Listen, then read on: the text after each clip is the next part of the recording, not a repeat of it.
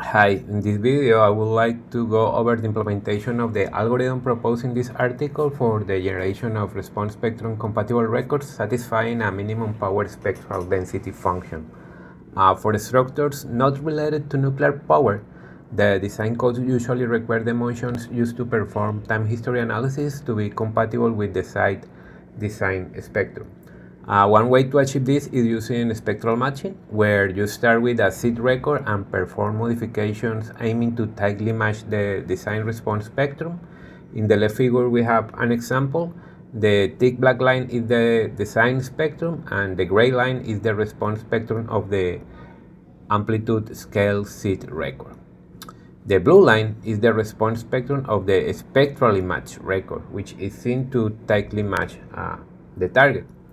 However, for seismic design and assessment of nuclear facilities, the U.S. Nuclear Regulatory Commission also requires verifying that the motion exhibits an adequate power distribution, and this requirement is typically validated by comparison of the motion power spectral density with a target PSD function. Now, if we look at the right figure, we show the power spectral densities, we see that although the spectrally matched record tightly matched the target design spectrum, it does not satisfy the minimum spectral density requirement at several frequencies, like here and here and here, where the amplitude goes below the threshold.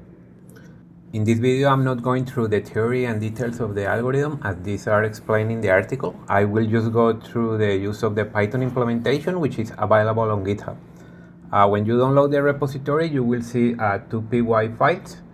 One is the module with all the required functions. The other is the example we will be running. The other three files are text files with the required input to run the example. That's the seed record, the target design response spectrum, and the target PSD function.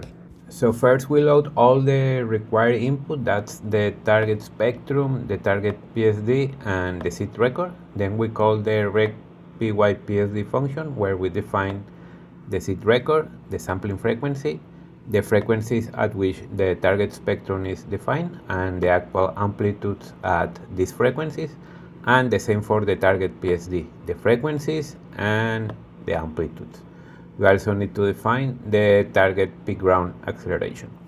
All other parameters are optional and are explained in the function docstring. Now let's run this, and these first iterations are aimed at matching the design spectrum. The next iterations are aimed at satisfying the minimum PSD and are performed in a very localized manner in time and frequency to minimize the disruption of the response spectrum. Finally, it performs baseline and PGA corrections. The function generates two text files, one with the spectrally matched record and the other one with the PSD adjusted record. It generates also two figures, the first one with the response spectrum and power spectral density for both records. The blue line corresponds to the spectrally matched record without any PSD adjustment, and the orange line corresponds to the PSD adjusted record. So we noticed that the PSD adjustment was successful from this figure, for example, that showed the ratio between the target PSD and the record's PSD.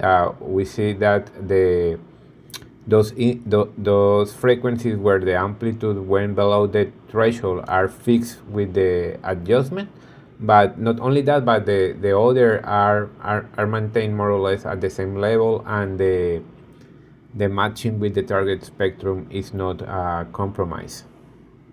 The second figure shows the time histories for the amplitude scale seed record, the spectrally matched record, and the PSD adjusted record, so that it can be verified that there were no major changes on the characteristics of the seed record.